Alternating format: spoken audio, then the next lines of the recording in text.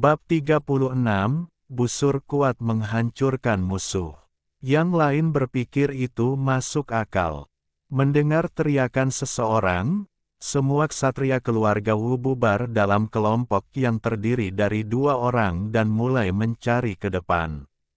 Simu tidak dapat mendengar percakapan para pengejar dari jarak sejauh itu, tetapi pria bermata segitiga yang memegang kotak kayu itu menonjol di antara kerumunan, dan dari cara bicaranya, dia tampak seperti seorang pemimpin. Ini membuatnya ingin segera membunuhnya. Simu dapat melihat bahwa para pengejar itu semuanya berkaki berat, semuanya seniman bela diri, dan tidak ada seniman bela diri yang ahli di antara mereka. Jika memang begitu, dia tidak akan takut pada mereka dengan keahliannya.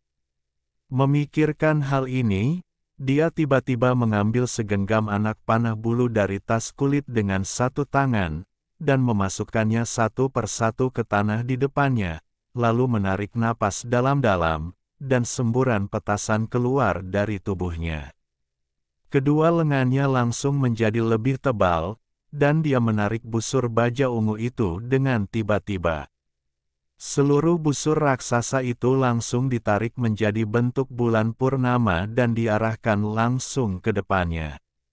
Di hutan yang sunyi seperti itu, suara yang keluar dari tubuh Simu tentu saja dapat terdengar dari kejauhan. Suara apa itu? Siapa di sana? Bodoh, itu pasti Simu. Cepat ke sana, jangan biarkan dia lolos lagi. Para ksatria keluarga Wu awalnya terkejut, lalu menjadi sangat gembira, dan mereka semua berlari menuju lokasi Simu.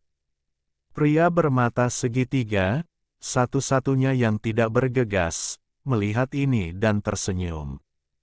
Menurutnya, karena Simu telah mengungkap keberadaannya, dia pasti tidak akan bisa melarikan diri kali ini.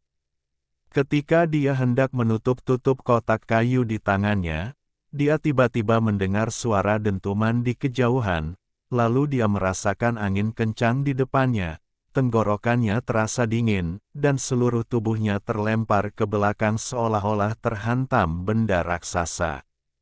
Dengan suara dentuman, dia menabrak pohon besar dengan keras, dan daun-daun besar berguguran satu demi satu. Pria bermata segitiga itu terkejut saat mendapati tubuhnya tergantung di udara, dan ada anak panah panjang di tenggorokannya, dengan hanya sebagian kecil ekor yang bulunya terlihat. Dia benar-benar tertusuk anak panah di tenggorokannya dan dipaku ke pohon di belakangnya. Wow, pria bermata segitiga itu merintih 2 kali, dan setelah kakinya menendang lemah 2 kali, semua kekuatannya dengan cepat menghilang. Tepat saat dia akan mengambil napas terakhirnya, dia samar-samar melihat teman-teman lainnya di kejauhan, dan mereka juga gemetar dan terbang mundur di tengah suara gemuruh. Untungnya, aku tidak sendirian di jalan, jadi aku tidak perlu khawatir terlalu kesepian di bawah tanah. Dengan suara, bang, kotak kayu di tangan pria bermata segitiga itu jatuh ke tanah. Ketika tutup kotak dibuka, serangga di dalamnya langsung terbang keluar dengan sayapnya yang mengepak. Setelah beberapa kilatan, ia menghilang ke dalam semak-semak. Minggir, busur dan anak panah musuh sangat kuat. Zhao Situ dan Kong Zhang telah ditembak mati. Tidak, busur dan anak panah itu terlalu cepat. Kita tidak bisa menghindar. Bersembunyilah di balik pohon. Ah, tidak. Musuh menggunakan busur keras 3 batu yang dapat menembus batu dan kayu. Tidak ada gunanya bagi Sun Ergou dan Li Kuang untuk bersembunyi di pohon. Mereka juga tertembak di tenggorokan oleh anak panah. Apa yang harus kita lakukan? Petik 2. Bodoh, tiarap. Para ksatria keluarga Wu yang telah dengan agresif mengelilingi Simu tiba-tiba menjadi berantakan setelah beberapa ledakan. Mereka semua merangkak di tanah dan tidak berani bangun. Pada saat ini, si Mu, bagaimanapun, dengan tenang mengambil anak panah bulu lainnya dari tanah, menarik busur raksasa ungu itu lagi dan mengarahkannya ke depan lebih dari 100 kaki jauhnya. Pada saat yang sama, matanya sedikit menyipit, dan ekspresinya sangat tenang. Hu Laur juga mati. Siapa yang melihat arah dari mana anak panah itu ditembakkan tadi?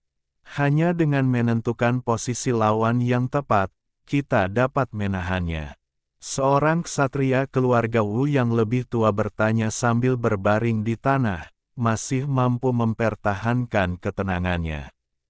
Bos Li, busur dan anak panah lawan terlalu cepat. Aku hanya melihat sedikit bayangan anak panah, yang tampaknya ditembakkan dari depan. Ksatria keluarga Wu lainnya menjawab dengan marah. Baiklah, sekarang setelah kita mengetahui posisi lawan, aku punya cara. Setelah mendengar ini, ksatria bernama Bos Li menyentuh punggungnya dengan satu tangan, lalu menggoyangkannya melawan angin, dan dengan embusan, perisai kulit bundar yang tebal muncul di tangannya. Bos Li hanya memutar tubuhnya, dan seluruh tubuhnya benar-benar menyusut di balik perisai kulit. Kemudian dia menggeram, membungkukkan tubuhnya, dan bergegas menuju si Mu dengan perisai kulit. Hebat! Aku hampir lupa bahwa Bos Li pandai dalam seni bela diri, yaitu teknik pedang dan perisai. Sekarang kita diselamatkan. Bersiaplah. Begitu Bos Li mendekati lawan, kita akan segera bangun dan bergegas. Kita harus menyingkirkan anak ini dalam waktu sesingkat-singkatnya. Melihat ini, beberapa orang yang tersisa sangat gembira. Dengan suara bang yang teredam, Bos Li, yang sedang bergegas maju, terbang mundur 5 atau 6 kaki dengan keras, dan mendarat dengan keras di tanah tanpa suara apapun. Itu bukan busur 3 batu, tetapi busur kuat lebih dari 7 batu. Perisai kulit Bos Li tidak berguna, setidaknya perisai besi hitam dapat menghalanginya. Ah! Seorang pengejar keluarga Wu mengangkat kepalanya sedikit, melihat nasib Bos Li, dan berteriak kaget dan marah. Tetapi saat berikutnya, dia berteriak, dan seluruh orang itu hampir terkapar di tanah dan berguling beberapa kali dengan anak panah bulu lainnya menembus dahinya. Pada saat ini, yang lainnya langsung takut dan pucat, dan mereka semua menekan kepala mereka ke tanah, tidak berani berdiri. Pada saat yang sama, mereka juga sangat bingung, di malam yang begitu gelap, pada jarak yang begitu jauh, bagaimana pihak lain bisa menembak tanpa meleset satu anak panah pun. Mungkinkah pihak lain benar-benar pemanah langka dalam 10 tahun? Namun, mereka berbaring di sana dalam ketakutan dan tidak berani bergerak, dan si Mu juga sangat pendiam. Akibatnya, tekanan pada para ksatria keluarga Wu ini dapat dibayangkan. Setelah beberapa saat, salah satu dari mereka akhirnya tidak dapat menahan diri untuk tidak mengutuk. Bocah bau, jangan terlalu sombong. Jangan berpikir bahwa kamu benar-benar dapat melarikan diri hanya karena kamu memiliki busur yang bagus dan tahu sedikit memanah. Ketika Tuan Tong tiba, aku akan mengulitimu untuk membalaskan dendam saudara-saudaraku. Keluarga Wu, bukankah kalian dari keluarga Jin? Suara si Mu yang agak terkejut akhirnya datang dari sisi yang berlawanan. Tentu saja keluarga Jin ada di sini, dan Tuan Jin Wu yang memimpin tim. Tetapi kuda King Feng yang kami tunggangi lebih cepat, jadi kami menemukanmu lebih dulu. Kau mati kali ini. Bahkan jika kau dapat melarikan diri dari kami secara kebetulan, kau tidak dapat melarikan diri dari kejaran keluarga Jin pada akhirnya. Ksatria keluarga Wu berkata dengan kejam. Mendengar teman-temannya mengatakan ini, yang lain juga bersorak.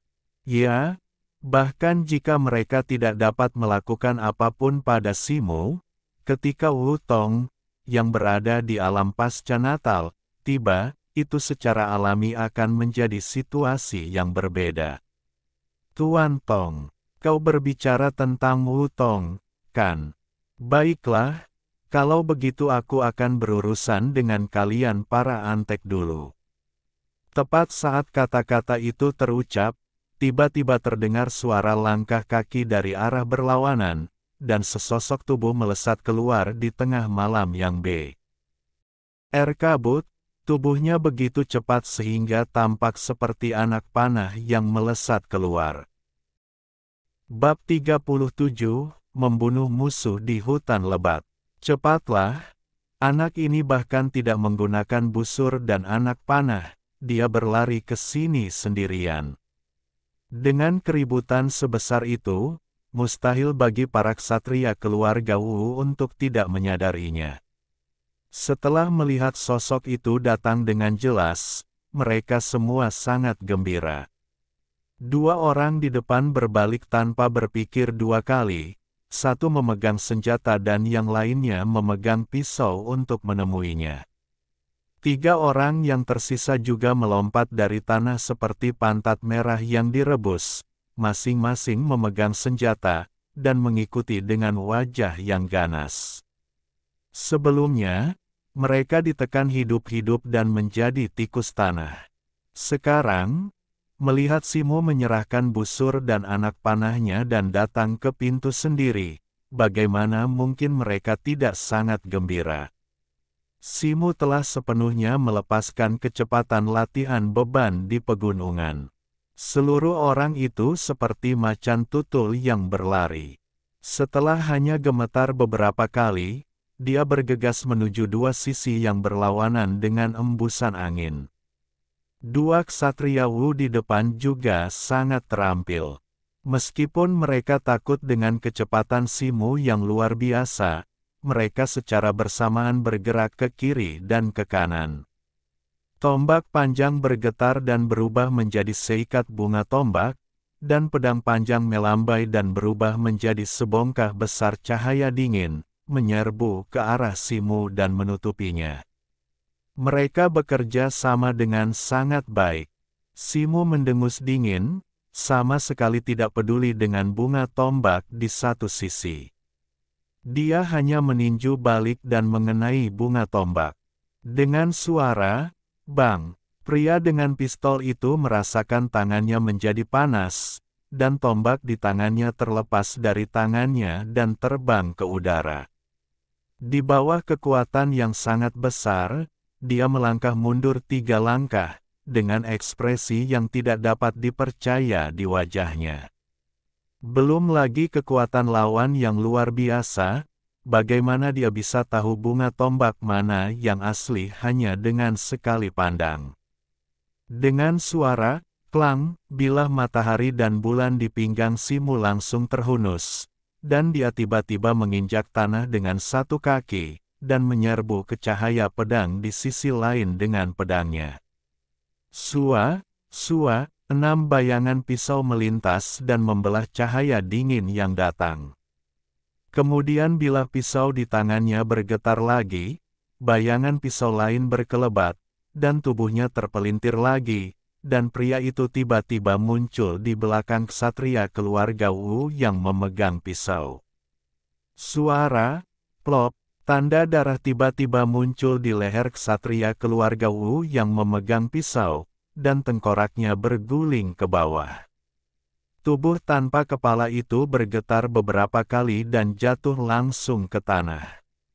Setelah Simu berhasil melakukan tebasan pertama, dia tidak tinggal diam di tempat yang sama untuk sesaat, tetapi membungkukkan tubuhnya, mengerahkan tenaga dengan kakinya lagi, dan menembak pria dengan pistol itu seperti peluru batu.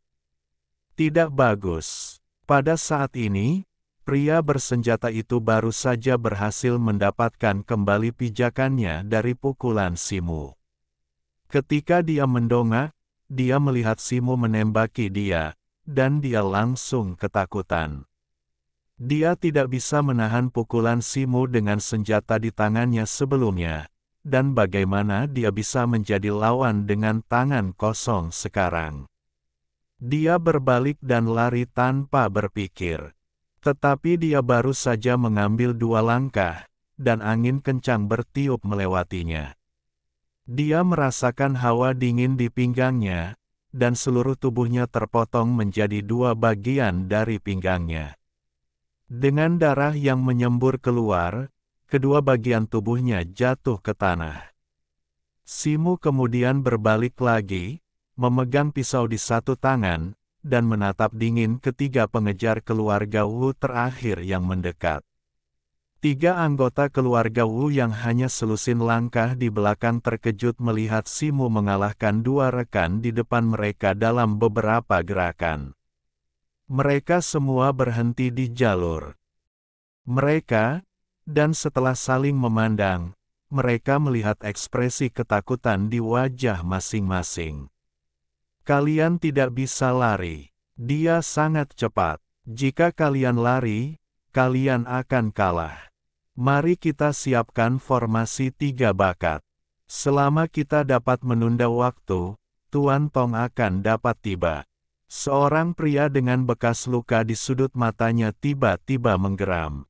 Setelah mendengar ini, 2 lainnya tiba-tiba menyadari apa yang sedang terjadi.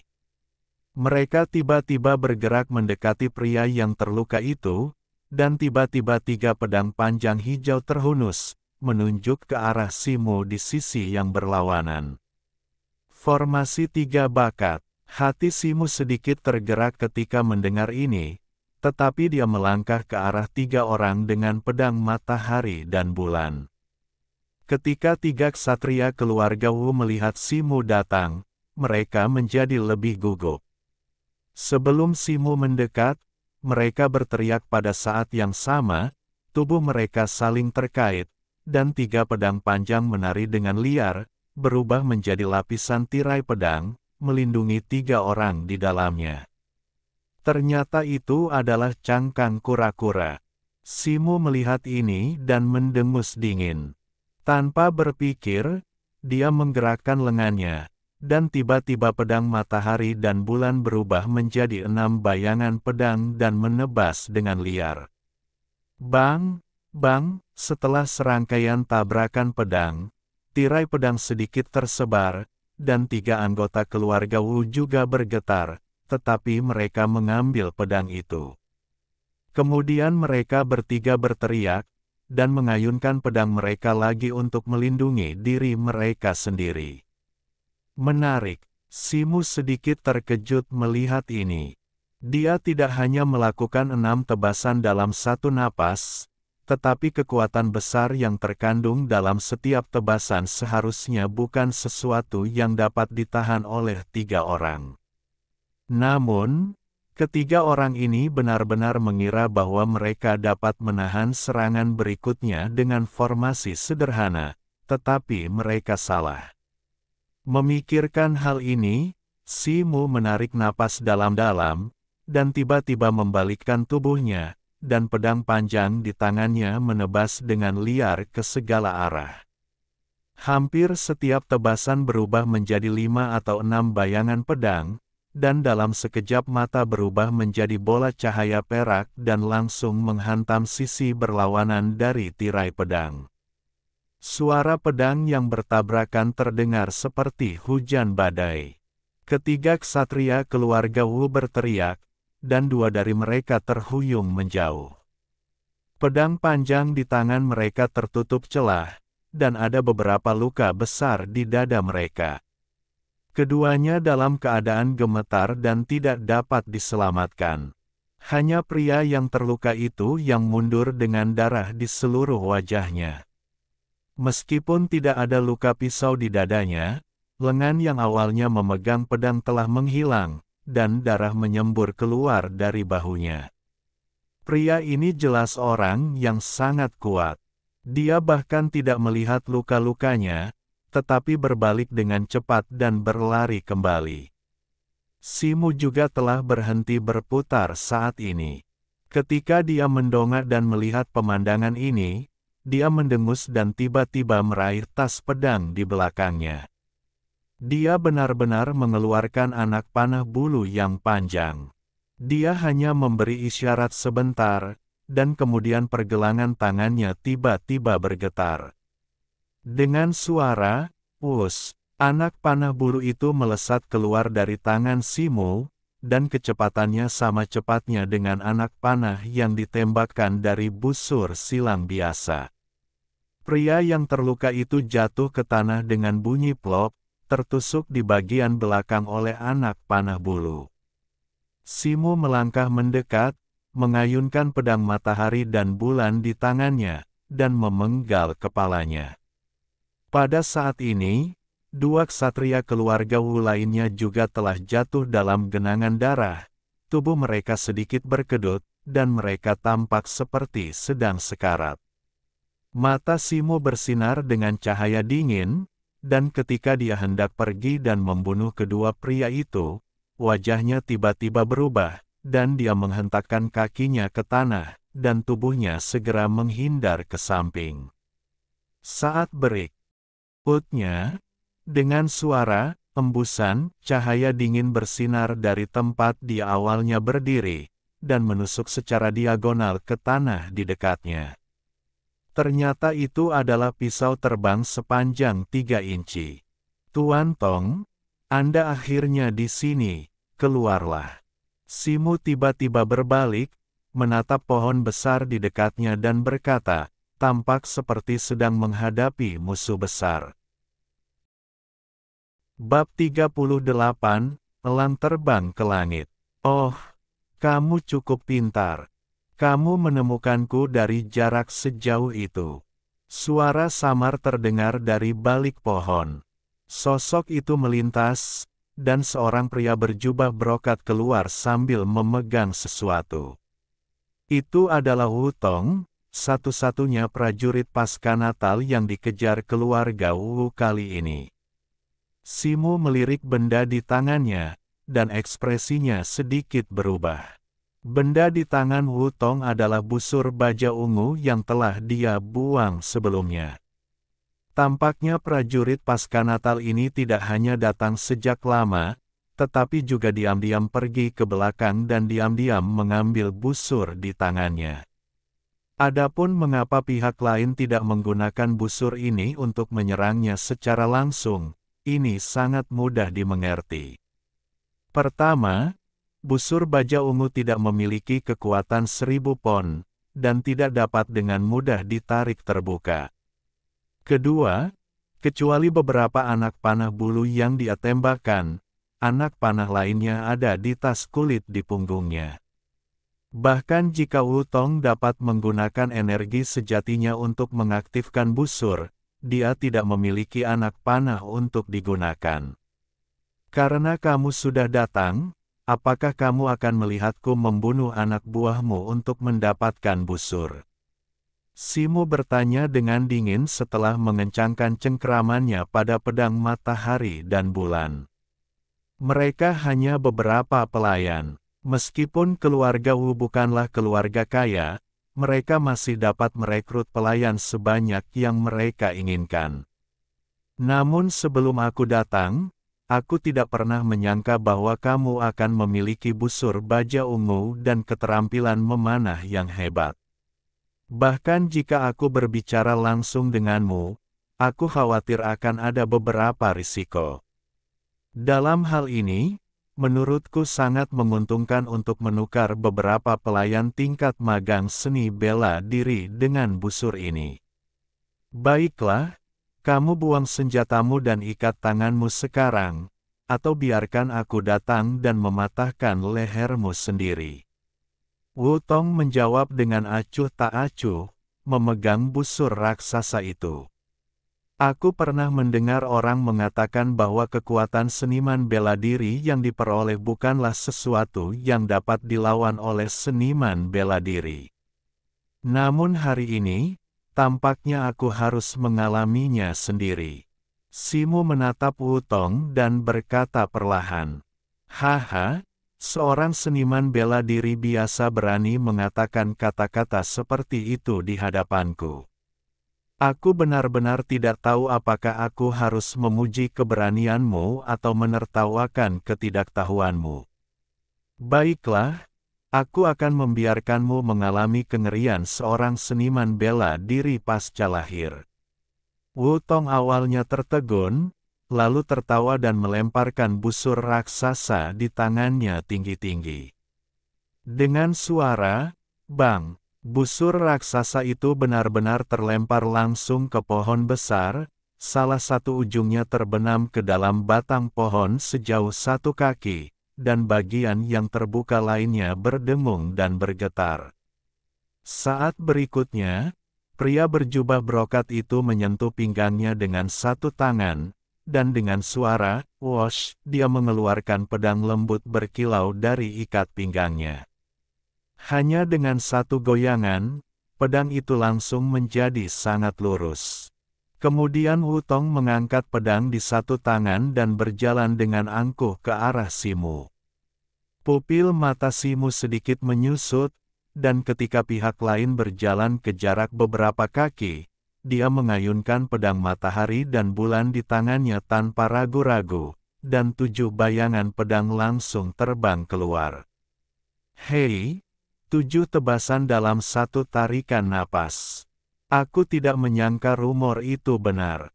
Kau benar-benar telah mengembangkan ilmu pedang Feng Qi ke tingkat di atas tingkat keberhasilan kecil. Tetapi jika kau ingin bersaing dalam kecepatan, kau telah menemukan orang yang salah. Wu Tong mengeluarkan ringan, dan pedang panjang di tangannya bergetar. 7 bayangan pedang melesat keluar, yang menyebarkan semua bayangan pedang. Kemudian bayangan pedang itu bergabung lagi, dan bayangan pedang tebal lainnya melesat langsung ke jantung Simu. 8 pedang dalam 1 tarikan napas. Jantung Simu bergetar, dan pedang matahari dan bulan di tangannya berputar, dan dialah yang pertama menebas bayangan pedang yang menusuk itu. Terdengar ledakan yang keras. Simu merasakan tangannya bergetar, dan energi yang tak terlukiskan datang dari pedang panjang lawan, menyebabkan lengannya bergetar dan mundur setengah langkah. Wu Tong di sisi yang berlawanan juga terguncang oleh kekuatan besar yang terkandung dalam pedang, dan tubuhnya sedikit bergetar. Jejak keterkejutan melintas di matanya, tetapi dia segera menggoyangkan pergelangan tangannya, dan bagian depan pedang panjang yang menusuk itu tiba-tiba berputar seperti ular berbisa, melewati bilah pedang dan menusuk ke tenggorokan Simu seperti kilat. Pedang itu begitu cepat sehingga orang biasa hanya bisa melihat cahaya dingin yang samar. Namun, penglihatan Simu begitu bagus sehingga dia terkejut dan lehernya tiba-tiba patah dan miring ke samping. Cahaya dingin itu langsung menyapu wajah Simu, meninggalkan luka yang dangkal. Simu meraung, dan tubuhnya berputar. Dia mengayunkan lengannya berulang kali, dan serangkaian bayangan pisau menebas ke sisi yang berlawanan. Melihat ini, Wu Tong mendengus dingin, dan tiba-tiba aura yang mengerikan keluar dari tubuhnya. Dia memegang pedang dengan kedua tangan pada saat yang sama dan menebas 3 pedang ke semua bayangan pisau, berteriak. 3 potongan untuk membuka gunung. Bang, bang, bang, 3 suara keras. 3 bayangan pedang yang jelas beberapa kali lebih tebal dari yang sebelumnya menyapu ke bawah, dan banyak bayangan pisau menghilang dalam sekejap. Simu tersandung dan mundur 3 langkah ke belakang. Telapak tangan yang memegang pedang matahari dan bulan tiba-tiba retak di mulut harimau itu, dan darah mengalir. Dulu, saat bertarung dengan orang lain, dia selalu mengandalkan kekuatannya yang besar untuk menghancurkan orang lain. Sekarang dia ditekan oleh lawan dengan cara yang sama. Simu terkejut dan marah. Energi yang terkandung dalam pedang lawan seharusnya adalah ki sejati yang legendaris, yang benar-benar misterius. Jika dia tidak memiliki kekuatan yang besar, seorang prajurit biasa tidak akan dapat mengambil satu pun pedang tadi. Wu Tong sedikit tercengang ketika dia melihat bahwa ketiga pedang ini tidak dapat melakukan apapun pada Simu. Pada saat ini, meskipun tangannya yang memegang pedang tidak patah seperti milik Simu, tangannya mati rasa dan sakit, dan dia tidak dapat menggunakan gerakan ganas yang dia miliki sebelumnya dalam waktu singkat. Saya pernah mendengar bahwa setelah darah monyet batu memasuki alam yang diperoleh, meskipun kultivasinya jauh lebih rendah daripada orang biasa, itu dapat memperkuat tubuh ketika menjadi seniman bela diri, dan memiliki kekuatan 1000 pon. Dilihat dari penampilanmu, rumor ini benar. Namun, jika kau benar-benar berpikir bahwa kau dapat melawan seniman bela diri yang sudah mahir dengan mengandalkan sedikit kekuatan, kau salah. Setelah Wu Tong mengucapkan beberapa kata dingin, dia menggerakkan tubuhnya dan tiba-tiba terbang hingga ketinggian 5 atau 6 kaki. Setelah berputar-putar di udara dengan kedua lengan terentang, dia tiba-tiba menukik ke bawah ke arah Simu seperti seekor elang raksasa. Simu tertegun pada awalnya, dan kemudian dia mengayunkan pedang panjang di tangannya ke atas tanpa ragu-ragu, dan sepotong besar cahaya dingin menggulung. Dengan suara bang, Wu Tong bertabrakan dengan pedang panjang di tangannya dan bilah matahari dan bulan, dan tubuhnya memantul ke atas. Setelah berputar-putar, dia menukik ke bawah lagi. Simu secara alami mengayunkan pedangnya lagi.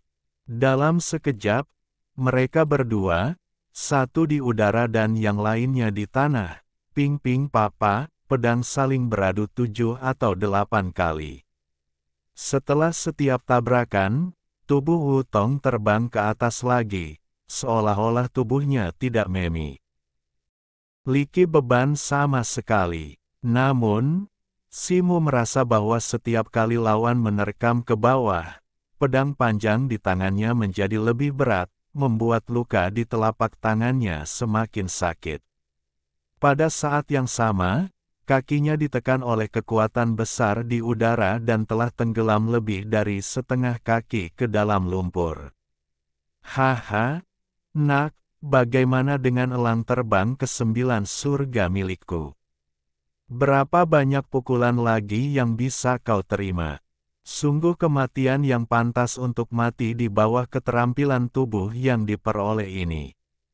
Tawa Wu Tong datang dari udara. Bayangan hitam di atas berputar dan berayun turun lagi dengan pedang panjang. Sebelum orang itu tiba, bayangan pedang terbang turun terlebih dahulu. Bab 39, Rencana untuk membunuh surga nanti. Kali ini, Simu tidak menghunus pedangnya untuk menghadapi bayangan pedang itu. Sebaliknya, dia tiba-tiba menekuk lututnya dan menyusut setengah meter. Sebuah sarung tangan hitam muncul di tangannya yang lain dan dia meninju keras ke udara. Mencari kematian, Wu Tong tertawa keras. Bayangan pedang yang terbang turun tiba-tiba menghilang, menghindari pukulan itu. Pedang panjang yang berubah lagi itu memancarkan cahaya dingin dan menusuk bahu Simu dari sudut yang aneh. Dengan desisan, ujung pedang itu tidak benar-benar menusuk daging dan darah. Pedang itu hanya meluncur turun dan memotong lubang sepanjang beberapa inci di pakaian di bahu, memperlihatkan baju besi emas di dalamnya. Baju besi sutra emas. Teriak Wu Tong ketika dia melihat pemandangan ini. Pada saat ini, dia tidak memiliki kekuatan tolak untuk membantunya, jadi dia tidak bisa terbang ke udara lagi. Simu sudah menduga hal ini, tetapi dia meraih bilah tajam itu dengan kelima jarinya yang mengenakan sarung tangan. Meskipun sarung tangannya terluka dan jarinya berdarah, dia masih bersemangat dan berkata, "Akhirnya aku menangkapmu. Mari kita lihat kemana kamu bisa lari kali ini." Melihat ini, mata Wu Tong berkilat dingin. Tanpa berkata apa-apa, dia menggoyangkan pergelangan tangannya dan hendak menggunakan pedang lembut di tangannya untuk memotong kelima jari Simu. Simu tiba-tiba berteriak, dan pedang matahari dan bulan di tangannya yang lain tiba-tiba berubah menjadi 9 bayangan pedang. Kecepatannya begitu cepat sehingga tidak sebanding dengan kecepatan pedang sebelumnya. 9 tebasan dalam satu tarikan napas, teknik pedangnya sempurna. Wu Tong tiba-tiba berteriak, tidak lagi peduli dengan pedang lembut di tangannya. Dia tiba-tiba mengendurkan telapak tangannya dan jatuh ke belakang sejauh 3 kaki dan jatuh ke tanah lagi. Menurut perkiraannya, jarak sejauh itu sudah cukup untuk sepenuhnya lolos dari jangkauan bayangan pedang. Tetapi sebelum Wu Tongfang bisa berdiri tegak, dia tiba-tiba merasakan kilatan cahaya dingin di depannya, dan 9 bayangan pisau muncul di depannya seperti belatung di tumitnya. Tidak bagus. Wu Tong benar-benar terkejut. Sudah terlambat untuk menghindar. Dia hanya bisa menarik napas, dan lapisan hijau tiba-tiba muncul di kedua lengannya, dan dia menamparkan bayangan pisau terbang itu secara berurutan. Bang, bang, terdengar beberapa kali suara teredam. Bayangan pisau itu pun menghilang. Orang yang dipimpin Wu Tong benar-benar menggunakan kedua telapak tangannya untuk membubarkan sebagian besar bayangan pisau itu, tetapi setelah kilatan cahaya dingin itu, pedang matahari dan bulan itu masih menebas dengan kuat di salah satu lengannya. Meskipun tidak langsung memotongnya, hanya sedikit saja lapisan hijau di lengannya yang terpotong, tetapi juga beberapa inci dalamnya. Melihat ini, orang yang mengenakan jubah brokat itu sangat gembira. Ketika dia hendak mundur lagi karena kesakitan, tiba-tiba terdengar suara, ding dong, dari gagang pedang matahari dan bulan, dan pisau yang telah terbenam di lengannya tiba-tiba terpental ke atas, dan kilatan cahaya dingin menyapu lehernya. Tanda darah tiba-tiba muncul di leher Wu Tong. Matanya terbuka lebar, menatap pisau tajam yang tertancap di lumpur di sampingnya. Dia kemudian menemukan bahwa ada rantai hitam tipis di belakang gagang itu, tetapi dia tidak menyadarinya dalam kegelapan sebelumnya. Aku punya cara lain, kalau bukan karena baju besi emas. Kalau bukan karena rantai ini. Aku pasti sudah tahu kemampuan pedangmu lebih awal. Wu Tong dengan putus asa menahan darah yang mengucur dari lehernya dengan kedua tangannya, memuntahkan darah dan bergumam beberapa kali. Setelah kepalanya miring, darah itu akhirnya menggelinding turun dari lehernya. Kepala besar itu jatuh ke dalam lumpur, masih dengan mata terbuka, tampak seperti dia tidak mau mati. Rantai tipis pada bilah bulan bergetar tiba-tiba, dan seluruh senjata itu terbang kembali, mendarat dengan mantap di tangan pemuda itu beberapa kaki jauhnya. Pada saat ini, Simu berdebar dan duduk di tanah, terengah-engah. Meskipun pertarungannya tidak lama, tekanan yang dibawa kepadanya oleh prajurit pasca lahir ini hampir beberapa kali lebih besar daripada para ksatria keluarga Wu di depannya. Jika dia tidak dengan sengaja menggunakan baju besi emas untuk mengambil pedang lawan, merebut kelemahan lawan, dan kemudian menggunakan pisau pembunuh tangan dengan trik-trik kecil pada bilah matahari dan bulan, dia akan dibunuh hidup-hidup oleh lawan. Namun setelah beberapa saat, Simu tiba-tiba tertawa terbahak-bahak lagi.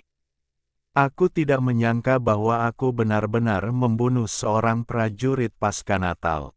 Meskipun Wutong ini hanyalah prajurit pasca Natal terlemah di tahap awal, dan seluruh prosesnya sedikit beruntung, tetapi seorang prajurit pasca Natal adalah seorang prajurit pasca Natal. Aku ingin tahu apakah utusan pencari denyut nadi dari Akademi Bela Diri Kaiyuan akan memandangku lebih tinggi setelah mengetahui hal ini.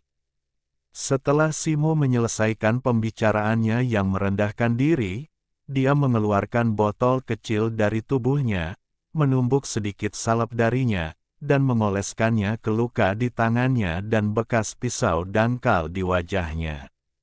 Kemudian dia berdiri dengan semangat yang segar dan berjalan menuju tubuh Wutong.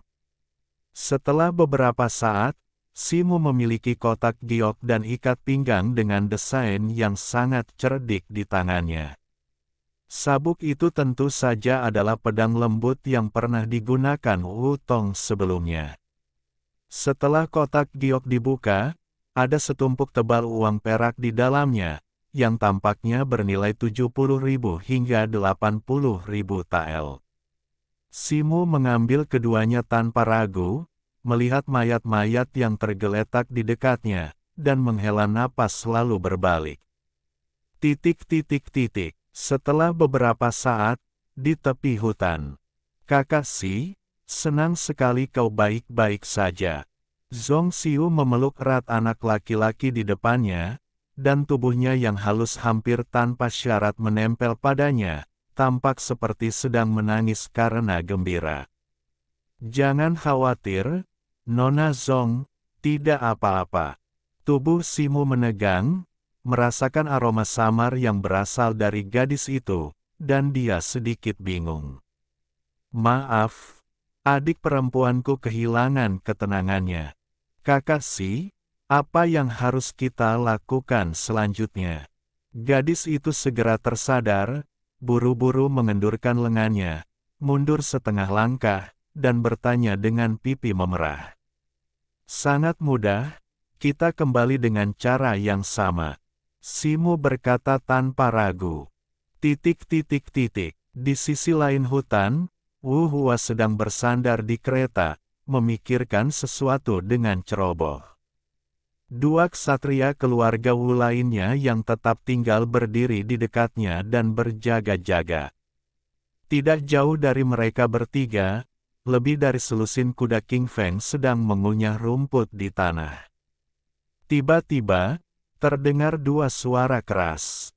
Kedua ksatria keluarga Wu itu tertusuk dua anak panah bulu di dahi mereka tanpa reaksi apapun, lalu jatuh terduduk ke tanah, dan mereka kehabisan napas. Tidak bagus. Pemuda sombong yang bersandar di kereta bereaksi cepat. Setelah berteriak, dia langsung berlari ke arah kelompok kuda King Feng. Namun, dia baru saja berlari beberapa langkah ketika dia tertusuk langsung dari belakang oleh anak panah bulu ketiga, memakukannya ke tanah.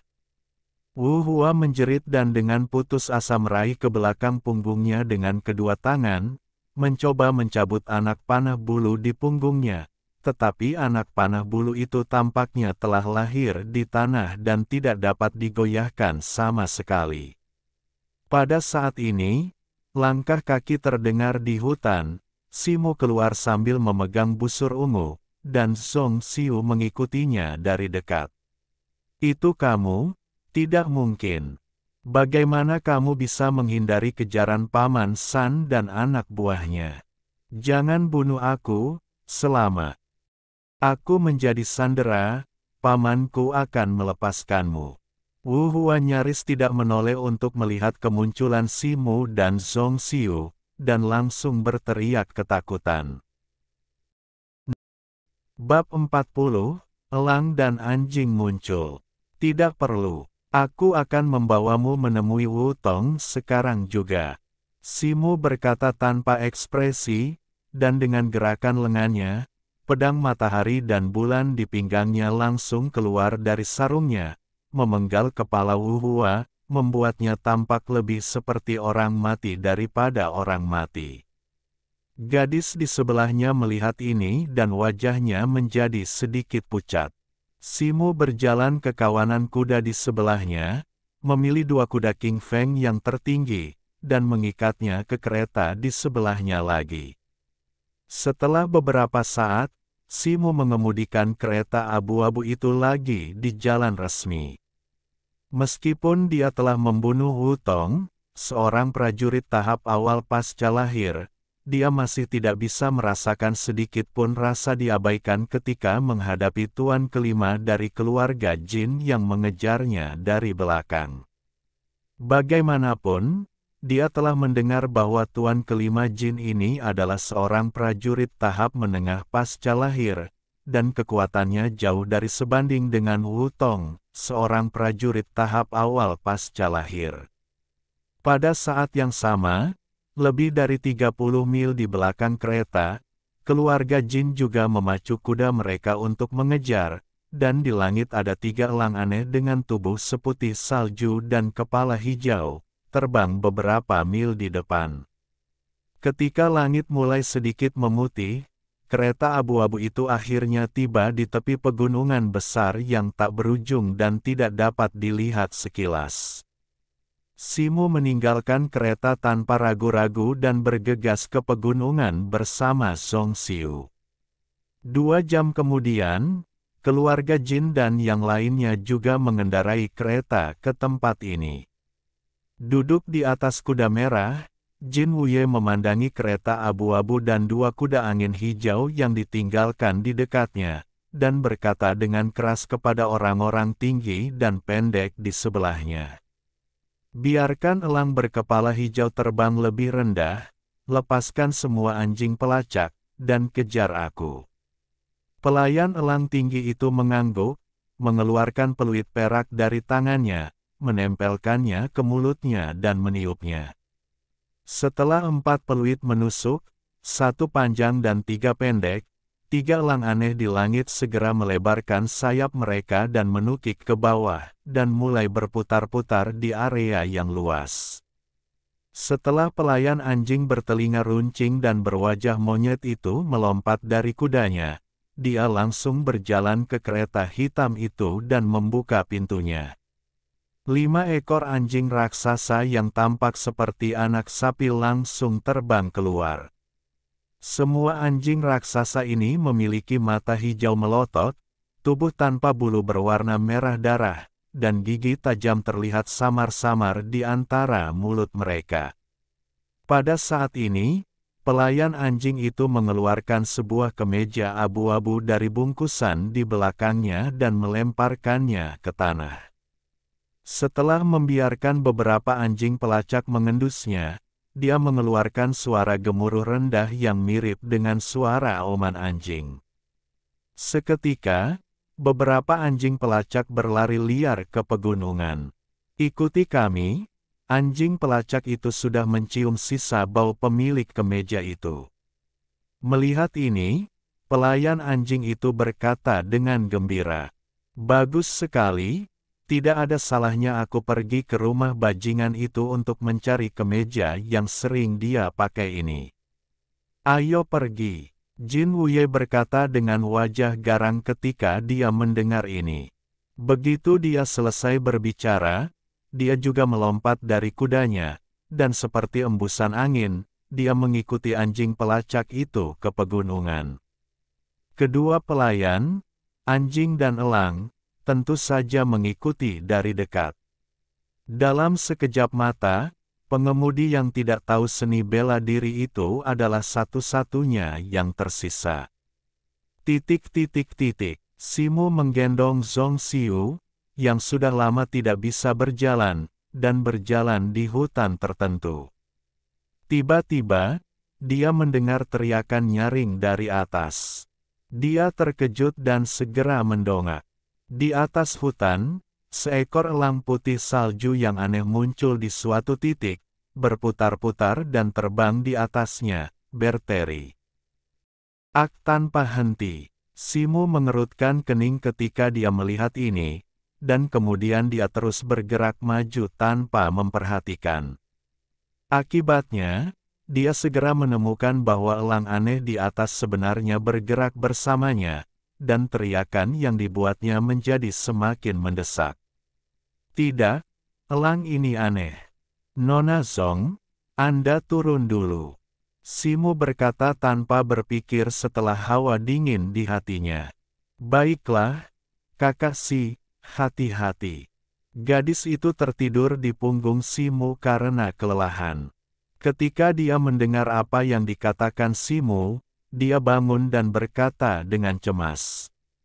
Simu mengangguk, mengangkat tangannya dan meletakkan gadis itu dengan ringan di tanah dari punggungnya.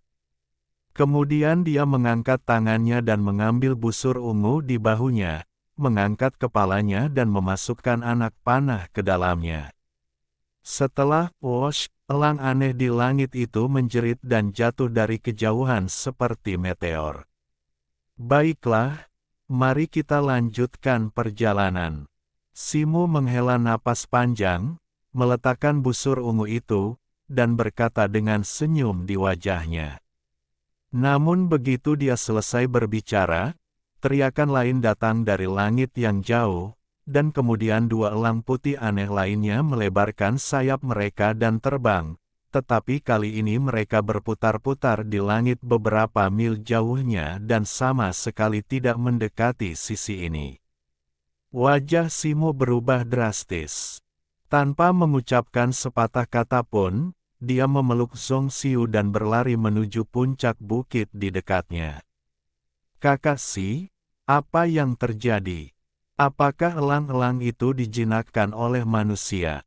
Zong Xiu bertanya dengan ragu dalam pelukan Simu.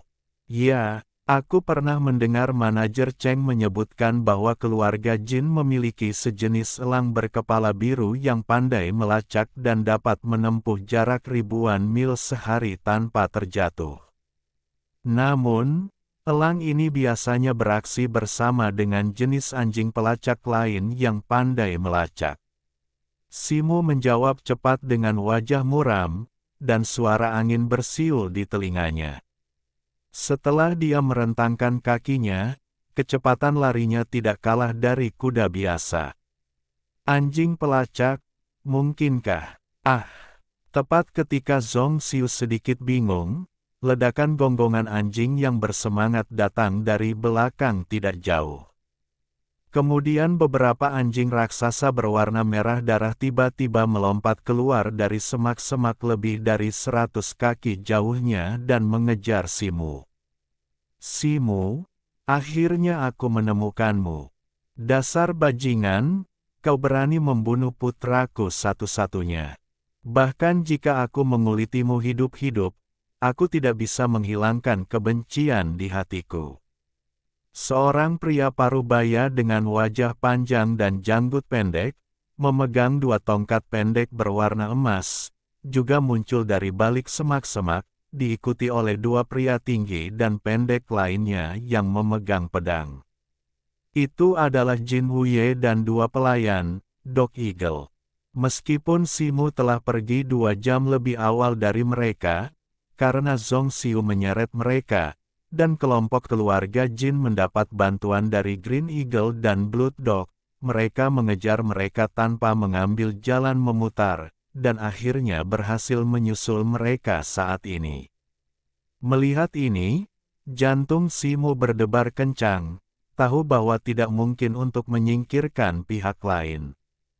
Dia segera menurunkan Zong Xiu dan berbisik, "Cepat, kamu terus berlari sendiri. Aku akan menahanmu terlebih dahulu." "Tidak, aku ingin bersama kakak Si kali ini.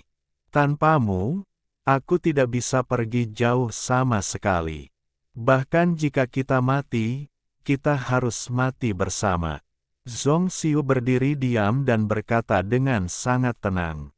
Simu merasa hangat di hatinya setelah mendengar ini.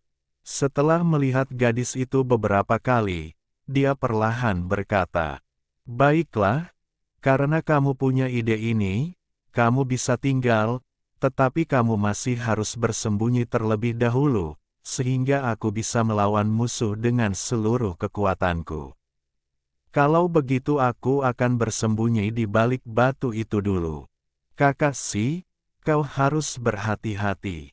Zhong Xiu mengangguk, berbalik dan berlari ke arah batu besar yang tidak jauh dari sana. Setelah Simo menarik napas dalam-dalam, dia mengangkat lengannya dan melepaskan busur raksasa ungu itu lagi. Dalam waktu singkat ini, anjing pelacak itu telah melewati banyak rintangan dan mendekat dalam jarak 50 atau 60 kaki.